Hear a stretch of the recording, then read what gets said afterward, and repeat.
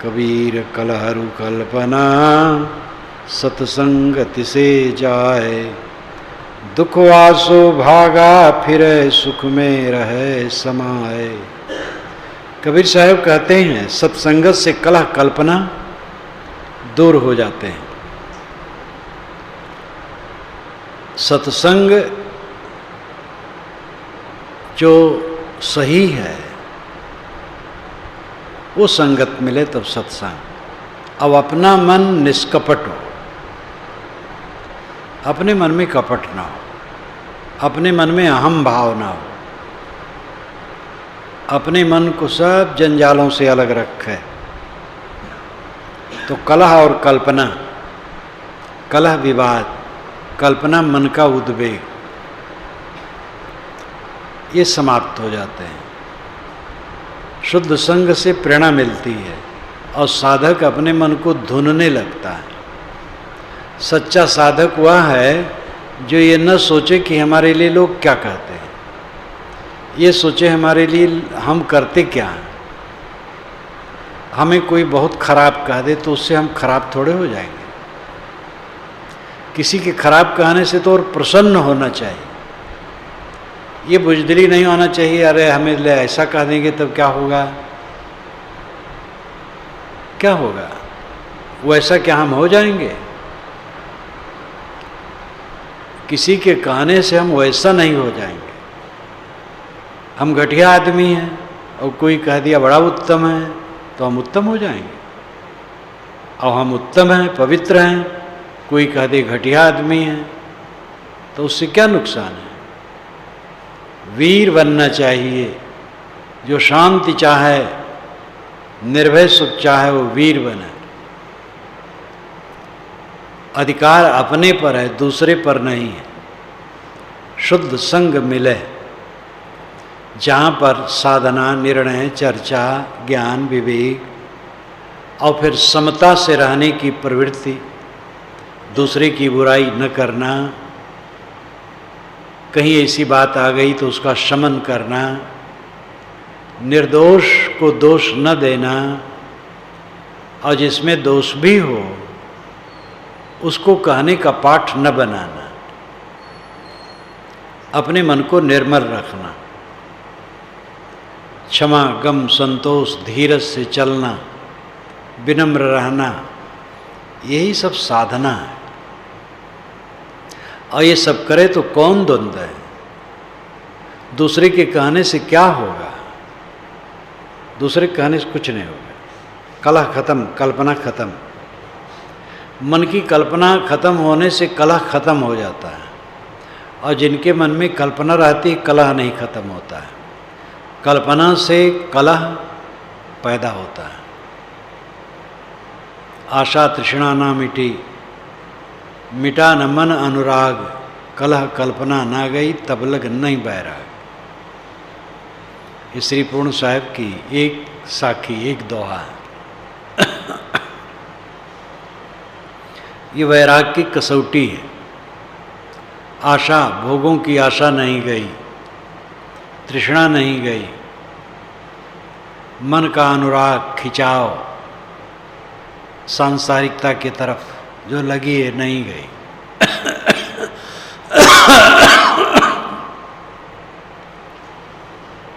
कलह कल्पना न गई, मिटा न मन अनुराग। आशा तृष्णा न गई, मिटा न मन अनुराग। कलह कल्पना न गई, विवाद करने की प्रवृत्ति नहीं मिटी। और मन का अनुराग, कलह कल्पना न, कल्पना मन का उद्वेग, विवाद करना उद्वेग ये नहीं गया तो वैराग नहीं।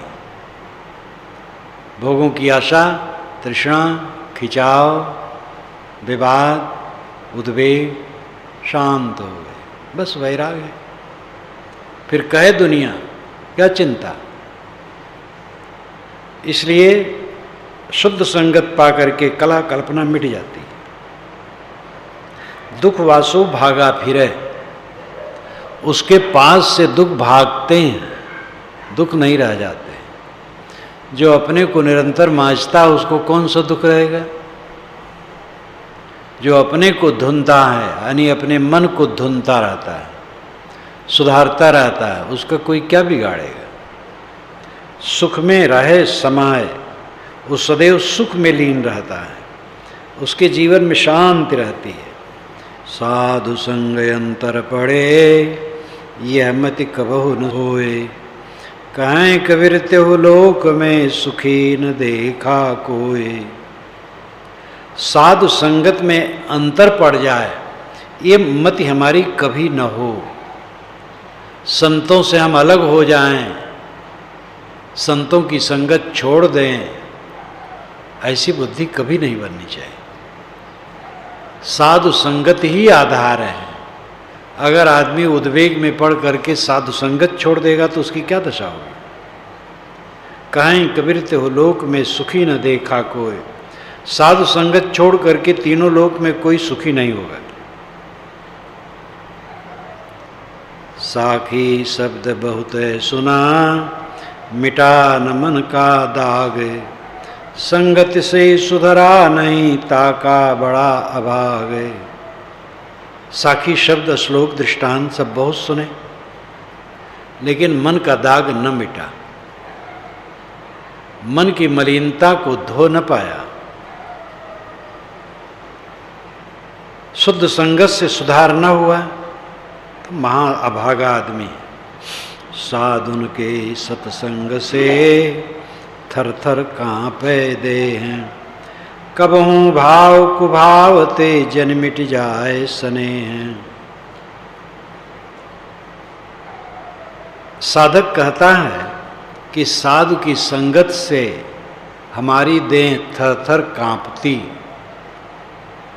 इसका अर्थ नहीं है कि साधु संगत से डरता हूं, उनसे दूर रहता हूं। छंद, इसीलिए कविता को छंद कहते हैं। छंद ढका हुआ,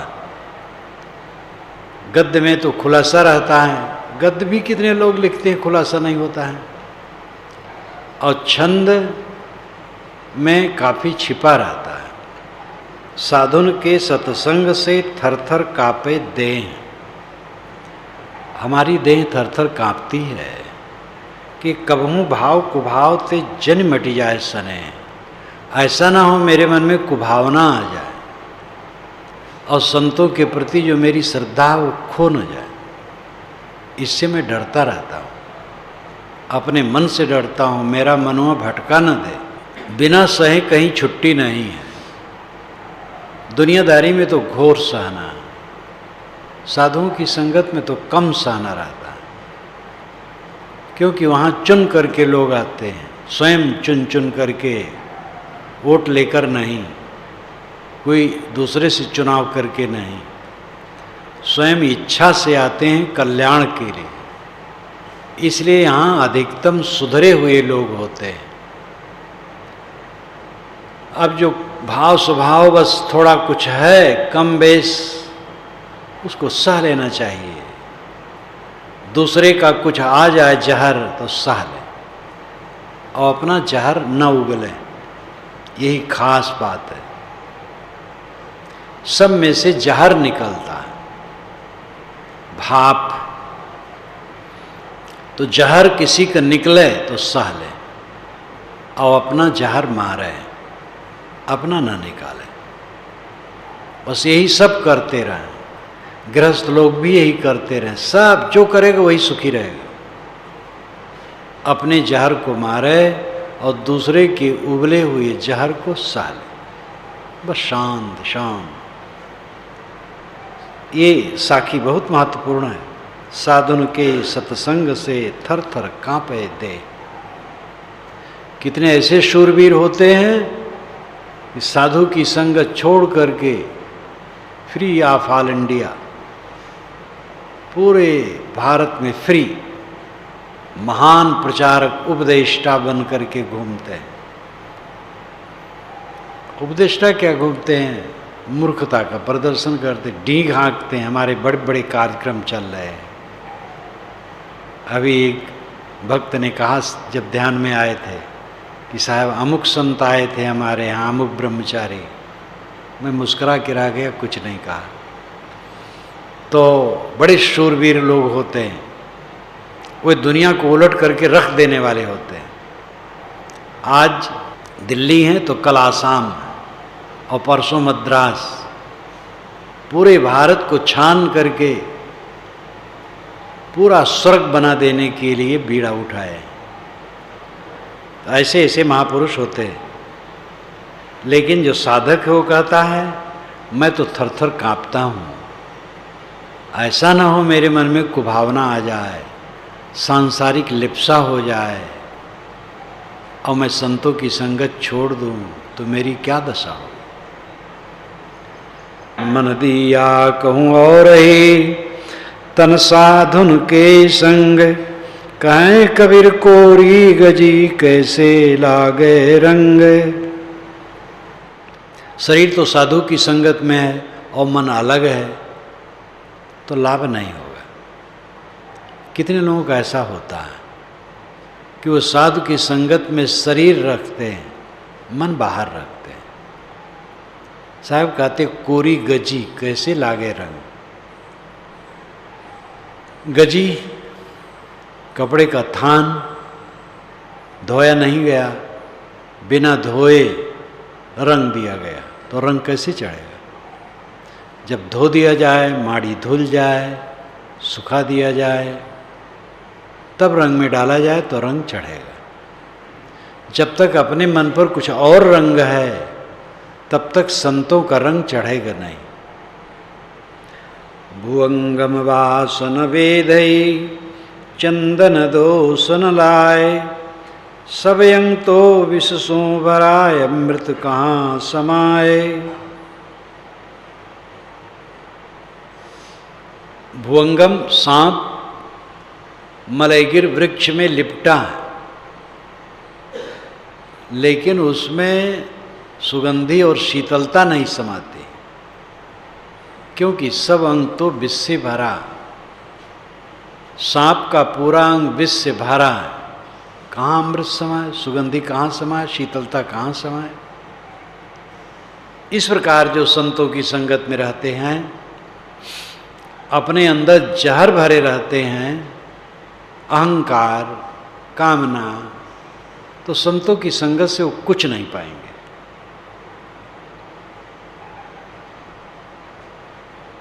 कबीर कुसंग न कीजिए पाथर जल न तिराए, कदली सीप भुजंग मुख एक बूंद तिरभाए। साहब कहते हैं कुसंग में मत पड़ो। क्या पत्थर की नाव का तुम्हें तार सकती है? तुम दुनिया के प्रलोभन में पड़ करके गलत लोगों का साथ करोगे तो डूबोगे। कदली सीप भुजंग मुख एक बूंद तिर भाए। कदली केला, सीप और सांप का मुंह, स्वाद की एक बूंद इनमें जब पड़ जाती है तो 3 फल होते हैं। केले के अंदर अगर स्वाद का बूंद गई तो वहाँ कपूर बन जाती है, और सीपी कहीं खुली है उसके अंदर चली गई बूंद, स्वाद की बूंद, तो मोती बन जाती है, और सांप के मुंह में चला गया तो जहर बन जाती है। वही स्वाद की बूंद भिन्न भिन्न गुण प्रकट करती है पात्रता के अनुसार। ये भी कहानी लगती है। केले में कपूर, सीपी में मोती हो जाना, और सांप के मुंह में विष हो जाना, स्वाति का बूंद, ये समझाने के लिए है। पात्रता जैसी होती है वैसे फल होता है। पात्रता हमारी ठीक होनी चाहिए। कबीर गुरु के देश में बस जाने जो कोई, का गाते हंसा बने जाति वर्ण कुल खोए। साहब कहते गुरु के देश में बस करके कोई देखे तो जाने तो, अपना मन निष्कपट निर्मल विनम्र सरल बना ले और गुरु के गांव में बस जाए। यानी गुरु संतों की संगत में बस जाए तो कागा से वो हंस हो जाएगा। जाति बरन कुल खोए, जाति बरन और कुल, जाति बहुत है, बरन 4 माने वर्ण और कुल। वर्ण और कुल का अलग अलग अर्थ है। रूढ़ जाति, भाषा के अनुसार जाति का अर्थ है पैदा होना, लेकिन रूढ़ के अनुसार जातियां बहुत हैं। कुर्मी, मुराव, धोबी, तेली इत्यादि बहुत। और वर्ण ब्राह्मण, क्षत्रिय, वैश्य, शूद्र माने। और कुल, सब में कुल है। जिस परिवार में जन्मे वो कुल है, तो उस परंपरा का प्रभाव होता है। इसलिए कुल परवाने माचरी साहब ने कहा, जाति परवाने नहीं कहा, वर्ण परवाने नहीं कहा, कुल परवाने कहा। कोई एक महापुरुष हुआ है, कहीं गृहस्थी में भी हुआ है, और अपने परिवार में उसने एक नींव डाली है, अच्छी नीमों की नींव, और उसके पवित्र आचरण का प्रभाव लोगों पर पड़ा है। और संयोग से पीछे कुछ अच्छे अच्छे लोग हो गए, तो उस परंपरा में अच्छाइयों का प्रवाह कुछ दिनों तक चलता है। तो उस परिवार के सदस्य कहीं जाते हैं, उनकी प्रतिष्ठा होती है, उस कुल के हैं, अमुक कुल के हैं। ऐसे संतों में है, विवेकवान पुरुष कहीं हुए, आचरण संपन्न और प्रतिभा संपन्न, उनका प्रभाव पड़ा, तो उस शाखा में, उस परंपरा में कुछ अच्छे अच्छे लोग हुए, तो दूर तक ये प्रभाव जाता है। और वहाँ के लोग कहीं जाते हैं तो इज्जत पाते, भाई वहाँ के हैं, उस मठ के हैं, उस आश्रम के हैं। अब जब धीरे धीरे सब खत्म हो जाता है, निंदनीय भी हो जाता है, क्योंकि संसार की कोई चीज़ स्थिर नहीं, सब क्षणिक है। जाति वर्ण कुल खोए, मैं इस जात का हूँ, इस वर्ण का हूँ, इस कुल का हूँ, ये अभिमान साधु को नहीं होता। जाति वर्ण कुल सब बेकार, देह ही सत नहीं है। गिरिये पर्वत शिखर ते परिये धरनी मझारे, मूर्ख मित्र न कीजिए बूढ़ो काली धारे। पर्वत की चोटी से कूद करके जान दे दो, पृथ्वी के अंदर में समा जाओ। बूढ़ो काली धार, अंधे कुएं में कूद पड़ो, लेकिन मूर्ख की संगत न करो। आविष्कार थोड़े कि मूर्ख की संगत न करो तो पर्वत से कूद के मरो। मतलब है कि कितनी कठिनाई आवे, लेकिन मूर्ख की संगत न करना। मूर्ख आदमी ठिकाना नहीं है, जो समझता नहीं है, जो उदार नहीं है, जो सहनशील नहीं है, जो अपने विरोधियों को आदर नहीं दे पाता, जो अपने विपरीत वालों के लिए उदार नहीं हो पाता, और सबके प्रति समतज्ञ नहीं हो पाता, स्थूल बुद्धि है, सांसारिक लालसाएं हैं, ऐसे लोग कितने विज्ञ हों, मूर्ख, और उनकी संगत में कल्याण नहीं है। कोयला होए न उजला, मूर्ख को समझावते, ज्ञान गांठिका जाए। कोयला होए न उजला, सो मन साबुन लाए। मूर्ख को समझाने से गांठ का ज्ञान भी जाता है। मूर्ख आदमी से बात करो, उल्टा पलटा करेगा, तो धीरे से अपने में भी उत्तेजना आएगी, तो तकलीफ होगी। इसलिए मूर्ख को सिखलाने के चक्कर में न पड़ो। मूर्ख के सिखलावते ज्ञान गांठिका जाए। मूर्ख को समझाने चले, स्वयं उत्तेजित हो गए, क्योंकि वो हठी, दुराग्रही, कोयला होए न उजला सोमन साबुन लाए। सोमन साबुन ला करके धो तो कोयला उजला होगा। तो प्रश्न होता अगर 1.5 सोमन साबुन से धोएं तो सोमन भी लाक्षणिक है। सोमन का अर्थ है बहुत। सोमन से 100 की संख्या से अर्थ नहीं है, अधिकता से अर्थ है। चाहे जितना साबुन लगा करके कोयला धो, क्योंकि कोयला का स्वरूप ही काला है। ऊपर से काला हो, नीचे सफ़ेद हो तो धुल जाए। पूरा पूरा काला ही है तो कहाँ धोगे। इसी प्रकार मूर्ख आदमी सुधरता नहीं। कोयला भी हो उजला, जरी बरी होए जो सेत। मूर्ख होए न उजला, जो कालर का खेत। कोयला भी उजला हो जाता है। जब खूब जल जाता है कोयला तो सफ़ेद हो जाता है, लेकिन मूर्ख आदमी उजला नहीं होता है। जो कालर का खेत, जैसे कालर का खेत। एक कालर तो होता है जो कपड़े का कई परत का पट्टा और शर्ट में लगाते हैं, वो कालर। लेकिन ये कालर रेत, धूल, यानी ऊसर जमीन, रह रही जमीन, कालर। कालर और तो पहले कर दिया है, लेकिन डिक्शनरी देखा तो जो कालर का खेत दे करके साखी लिखे। तो मतलब शब्दकोश वाला भी बताया है, कबीर साहब से पूछो वे बताएंगे कालर किसे कहते हैं। और उसका भी कई ऐसे आता है, ये बहीर आए तो उसको देखा तो उसमें भी ऐसे। कबीर बड़े बड़े कवियों को लोग पढ़ते हैं, कोश बनाने वाले, और पढ़ करके चुनाव करते हैं, क्योंकि कई शब्द व्याकरण शास्त्र से नहीं सिद्ध होते हैं। जो कहा गया है कवियों द्वारा वो मान्य हो गया है।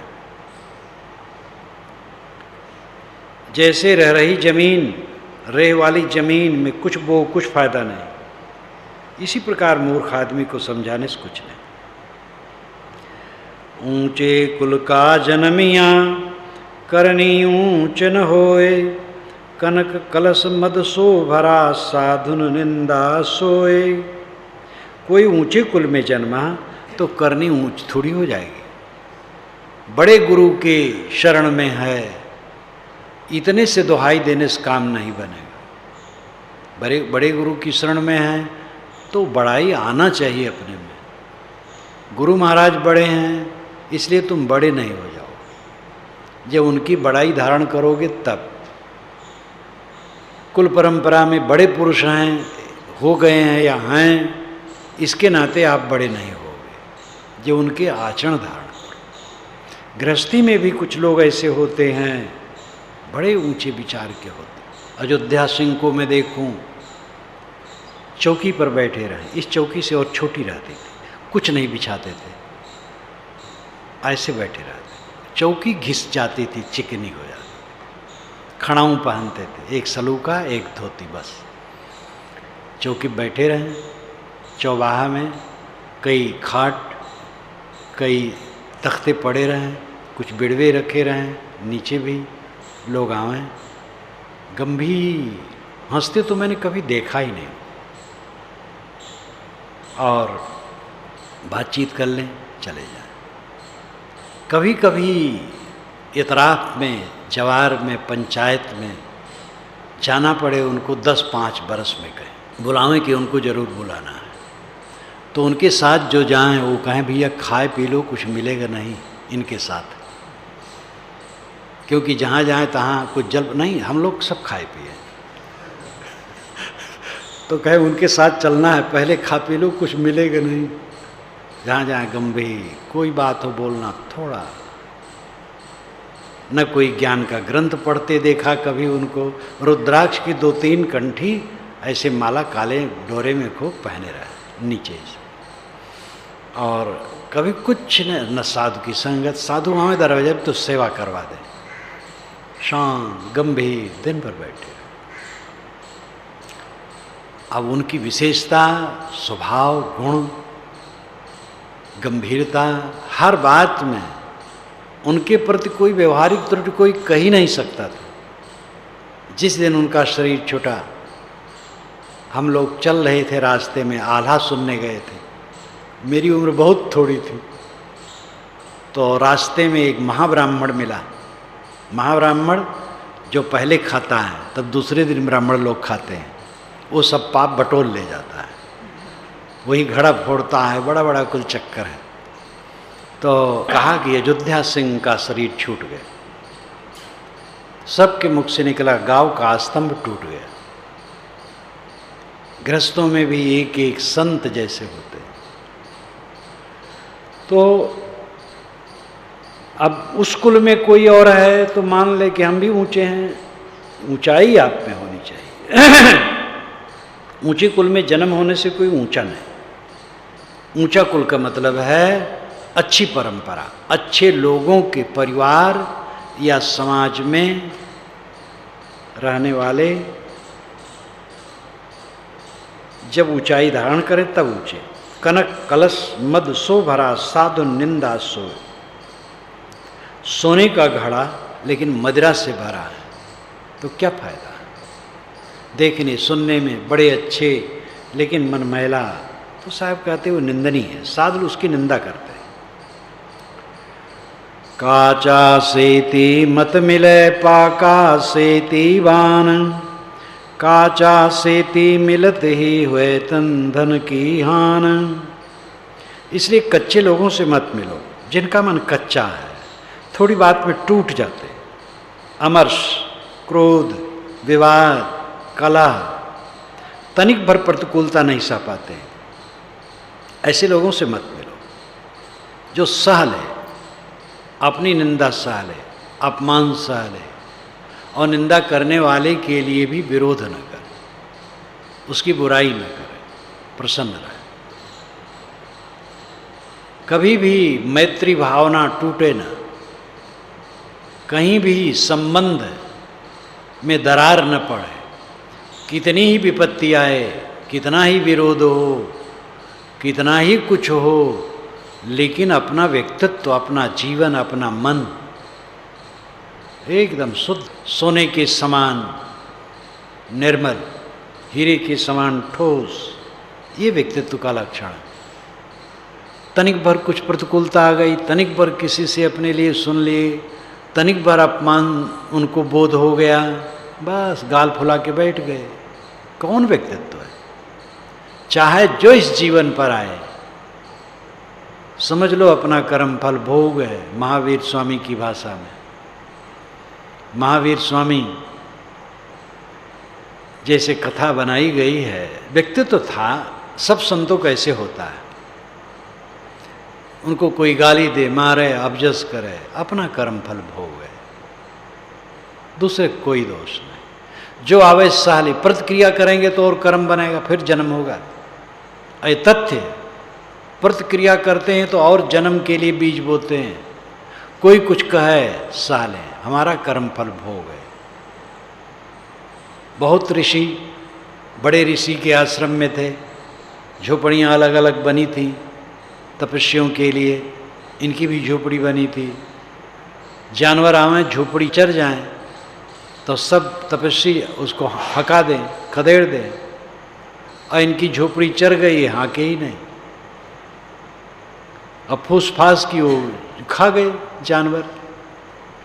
तो वहाँ के जो आचार्य ऋषि थे, कहे भाई क्या कहें महावीर को, एक जवान साधु है, आखिर क्षत्रिय घर से आया है, कुछ वो भी तो संस्कार होना चाहिए। क्षत्रिय घर का लड़का है, अरे गायों को भी नहीं हाँक पाता है, रहने देता है। उकेरा गया है, कहानी में बहुत सुंदर। ओके ठीक है, जो कर्म फल भोग है, हमारे ऊपर जो आता हमारा कर्म फल भोग है। साधना का लक्षण है सह लो, सहते जाओ, सहते जाओ, देखो कुंदन हो जाओगे। आज जहाँ भड़बड़ाए, नहीं सह पाए, गए मिट्टी हुए, कुछ किसी कर्म लायक नहीं। काचा सेती मिलत ही हुए तंधन की हान। अगर कच्चे आदमी से मित्रता करोगे तो तन धन की हानि होगी। जो कच्चे लोग हैं, तनिक तनिक में गाल फुला लेते हैं, बैर बना लेते हैं, भ्रम कर लेते हैं, फलाना खराब है, वो बेकार आदमी। तो ही पीर जो प्रेम के पाका से ती खेल, काची सरसों पेर के खरी भयाना तेल। अगर तुम्हें पीर है प्रेम की, प्रेम के लिए पीड़ा है, आध्यात्मिक अनुराग के लिए मन में कसक है, मेरा आध्यात्मिक अनुराग जगे, रात दिन अंतरात्मा में अनुराग, विषय वासना से निवृत्ति, भ्रम भ्रम, आजकल में शरीर छूट जाना है, बस जहाँ का तहाँ सब रह जाएगा। धोखा कि अभी तो है ही है, सब ही माने बैठे हैं, गृहस्थ लोग भी और महंत लोग भी अभी तो है ही है। इसलिए गृहस्थ लोग भी चाबी नहीं देना चाहते और महंत लोग भी चाबी नहीं देना चाहते, और कितने लोग धोखे में चले जाते हैं और बिगाड़ देते हैं। यहाँ तक कि अपना नाम भी नहीं हटाते, ट्रस्ट कर दें ये भी नहीं करते, अभी तो है ये हैं, और ट्रस्ट नहीं किए बस बिगड़ गया। हमारे जीवन में मैंने देखा अनेक महंत हो बिगाड़ बिगाड़ करके चले गए, जिनको मैंने कहा वो भी नहीं किए, अवंत में बिगड़ गया। एक महंत यहाँ जब कार्यक्रम मेरा हुआ, बड़ा कार्यक्रम था, तो जब मैं बात करने लगा इसके विषय में, दूसरे महंत थे, वे खुश हुए, वे सरल थे, लेकिन जिसके यहाँ मैं गया था वो सरल नहीं थे, वक्र थे। तो इतने में तुरंत एक साधु को बुलवाए और धीरे से कहे, अरे साहब से कहो जलपान में देरी हो रही। तो कहे साहब जलपान में देरी हो रही है, चलिए। मैं समझ गया क्यों देरी हो रही है, कि ज़्यादा समझाए जाएंगे तो यहाँ मामला होगा कि ट्रस्ट करवाओ। तो महंत जी घबरा गए, मैं उठ पड़ा, और फिर महंत मर गए और सब चौपट हो गया। तो माने बैठे रहते अभी तो है ही है, अरे सब समय मौत है, मर चुका है शरीर, ये सोचो, मर चुका है तब कुछ है ही नहीं है, तो क्या निंदा प्रशंसा आपकी हो रही है। वीर बनो बजर दई के छतिया हो ना फकीर, ठट्ठा नहीं है, जलेबी रसगुल्ला नहीं खाना है। सारे विकारों से ऊपर उठना है, किचिर किचिर मन होगा, कुछ नहीं कर पाओगे। चारों तरफ से निंदा हमारी हो, कोई परवाह नहीं, बहुत अच्छा है, हमारी निंदा हो तभी कुशल है। उस पर तो मैंने अन्य पुरुष के रूप में शायद लिखा होगा, कभी कभी तो कहा भी हो। जब एक साधु ने मुझसे कहा कि साहब एक साधु आपकी निंदा करता है, बुरा मानता और निंदा करता है, आप उसको समझा दीजिए, आपके पास आता है, बूढ़ा है। मैंने कहा भाई उसको मैं क्या समझाऊं, थोड़ी बुराई मेरी जानता होगा, वही कहता होगा जब मेरी सारी बुराई जानेगा तब बहुत उसको निंदा करना पड़ेगा। तब कहता तो कुछ मामले नहीं है, क्योंकि तो मामला कहाँ है। जब चलना हुआ उसके एक दिन पहले वो आए बूढ़े, कहे साहब जब आप चलेंगे तो मेरी कुटिया पड़ेगी, तो आप थोड़ा रुक जाइएगा। हम कहे ठीक है। तो गया तो रुक गया, सब संत रुके, उन्होंने आदर सत्कार किया और आरती पूजा की, हाथ जोड़ के खड़े हुए, साहब मेरे लिए कुछ उपदेश कर दीजिए। तो मैं कुछ कह दिया, चल दिया। तब वो साधु हमारे साथ थे जो हमसे कहे थे, तो कहे तो भीगी बिल्ली बन गए। हम कहे ऐसा भी मत कहो, ये उनकी उदारता है, उनका विचार है। वैसा कहे थे हमें, उनका विचार था, ऐसा कर लिए उनका विचार है, हमारे लिए दोनों में समान है। वीर बनो, कायर वायर होके कुछ नहीं कर पाओगे, हरदम क्षणे रुष्टे क्षणे तुष्टे, मार पिचिर पिचिर मन, क्या वैराग है, क्या साधना है। काची सरसों पेर के खरी भया ना तेल, कच्चा सरसों पेर करके न खली न तेल।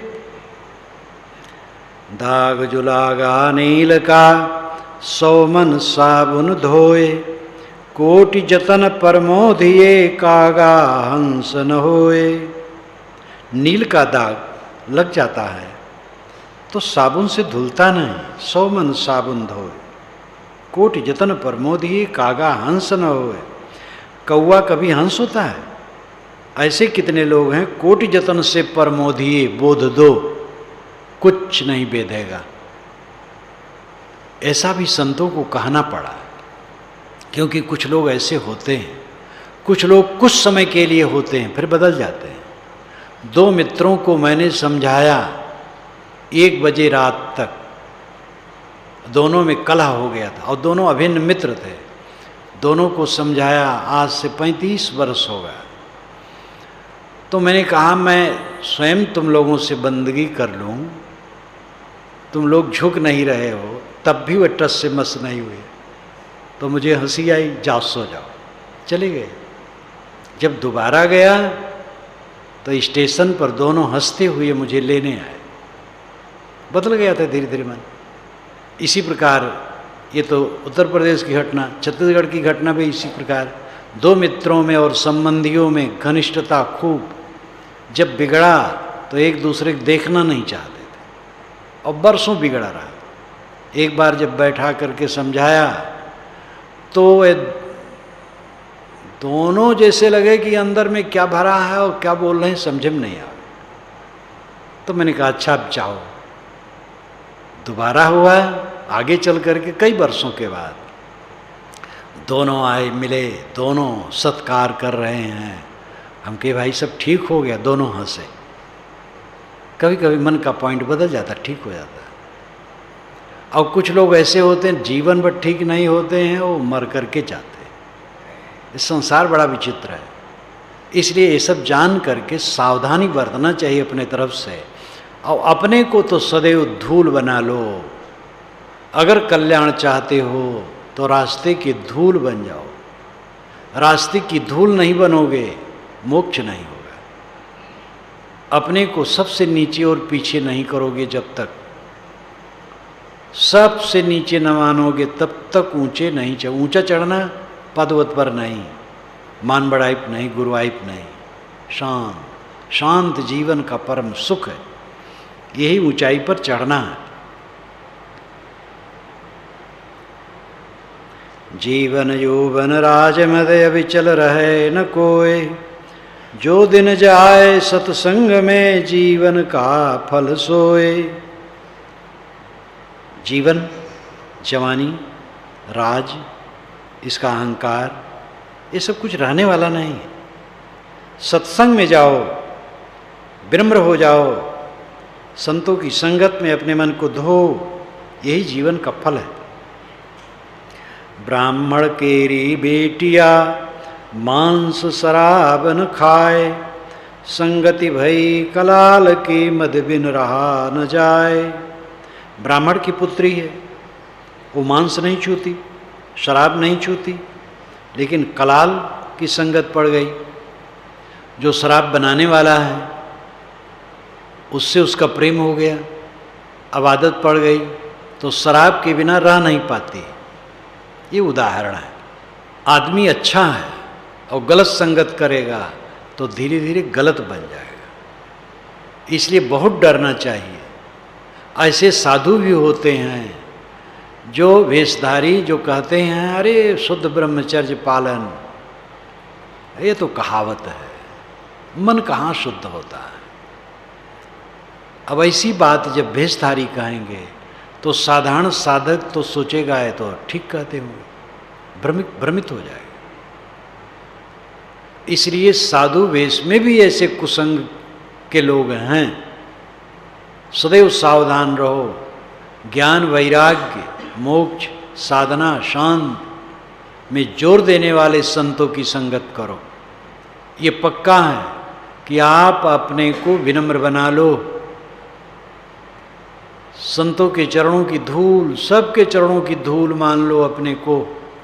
अहंकार विहीन हो जाओ, निर्वाण हो जाओ, इसी क्षण मुक्त हो जाओगे। अहंकार करोगे कभी नहीं मुक्ति मिलेगी। साखी शब्द बहुतक सुना, मिटा न मन का मोह। पारस तक पहुँचा नहीं रहा लोह का लोह। ज्ञान विचार की बात बहुत सुनी, मन का मोह न मिटा। जब लोहा पारस से नहीं छुआ तो सोना कैसे होगा, लोहे रह जाएगा। जब तक कोई दिल खोल करके संत संगत सेवा भक्ति न करेगा, अपने को न बदलेगा, तब तक कैसे कल्याण होगा। ज्ञानी को ज्ञानी मिले रस की लूटम लूट, ज्ञानी अज्ञानी मिले होए माथा कूट। ज्ञानी को ज्ञानी मिलते हैं तो रस की लूटम लूट होती है। यानी दोनों विनम्र, हठाग्रह रहित, सरल चित्त। संत का चित्त सरल होना चाहिए, मनुष्य का चित्त सरल होना चाहिए। सरल, छक्का पंजा कुछ नहीं। छक्का पंजा ये अवध क्षेत्र की कहावत है। भैया उनके मन में छक्का पंजा कुछ नहीं, कोई कपट नहीं, कोई चाल नहीं, सरल चित्त। सरल चित्त बनो। ज्ञानी अज्ञानी मिले होए माथा कूट। किसी ज्ञानी को अज्ञानी मिल गया तो माथा कूट। ज्ञानी वह है कि माथा कूट न करे, अपने को बचा ले, हट जाए। सज्जन सो सज्जन मिले होए दो दो बात, गदहा सो गदहा मिले खावे दो दो लात। सज्जन से सज्जन मिलते हैं तो ज्ञान की दो बात होती है, और गधे गधे मिले एक दूसरे को पैर मारते हैं। कुसंगी लोग हैं, प्रपंच करते हैं। कंचन भो पारस परसि बहुरि न लोहा होए, चंदन वास पलास विधि ढाक कहे नहीं कोई। पारस का स्पर्श करके लोहा सोना हो गया। चंदन वास पलास विधि, इसी प्रकार पलास का पेड़ मलेगिर चंदन के पास सोने से चंदन बन गया, फिर उसको कोई ढाक नहीं कहता।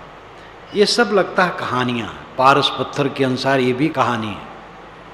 अर्थ है शुद्ध संगत पा करके आप भी शुद्ध हो जाएं।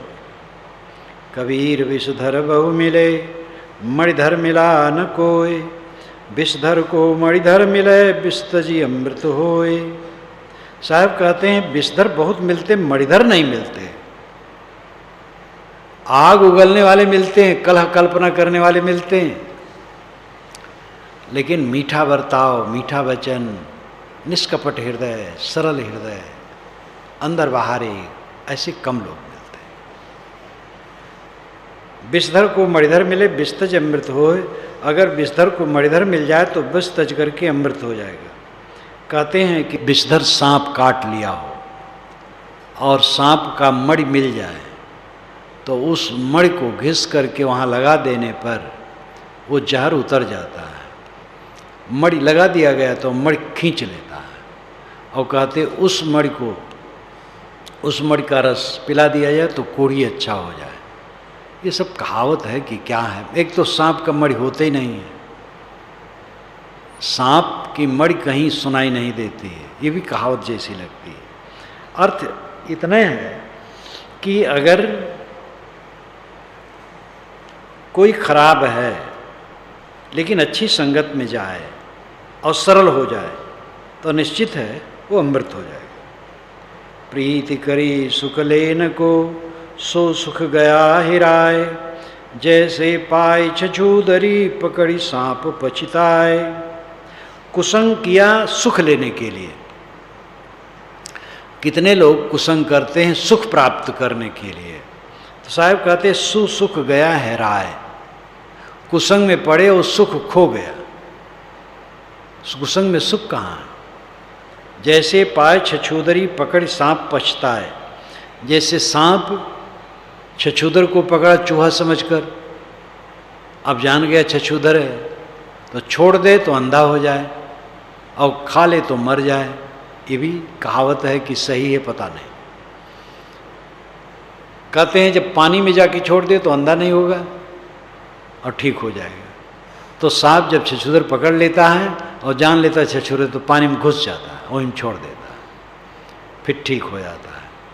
अब ये सब बातें हैं कि नहीं, लेकिन कुसंगत में पढ़ करके अगर कुसंगत छोड़ना चाहो तो बैरी बनेंगे कुसंगी लोग, और पकड़े रहो तो तुम्हारी दुर्गति होगी। इसलिए कुसंगत करो ही ना। जो छोड़े तो आंधरा, खाए तो मरी जाए, ऐसी संग छछूंदरी दो बात पछिताए। इसका अर्थ हो चुका। अगर सांप छछूदर को खा ले तो मर जाएगा, और छोड़ दे तो अंधा हो जाएगा। इसी प्रकार कुसंग में प्रेम करने पर दुखी होगे, कुसंग छोड़ोगे तो वैरी बनेंगे, लेकिन अंतः छोड़ देना ही अच्छा अगर पड़ गया है तो। साधु संगत परिहरे, करे विषय को संग, कूप खनी जल बावरे, त्याग दिया जल गंग। साधु की संगत त्याग दिया और विषय वासना प्रदीपन करने वाली संगतों में जा मिला। साहब कहते ऐसे पगले प्यास लगने पर बहती हुई जलधारा गंगा की उससे तृप्त नहीं होता, कूप खोदना चाहता है। अरे सामने गंगा की धारा बह रही है, पानी पी लो। कूप खन करके पानी कहाँ पाओगे? साधु संगत में आनंद लो, विषयों से हटो। लकड़ी जल डूबे नहीं, कहो कहाँ की प्रीति, अपनी सींचो जान के यही बढ़न की रीति। लकड़ी जल डूबे नहीं, लकड़ी सूखी लकड़ी पड़ी रहती है पानी में और डूबती नहीं है।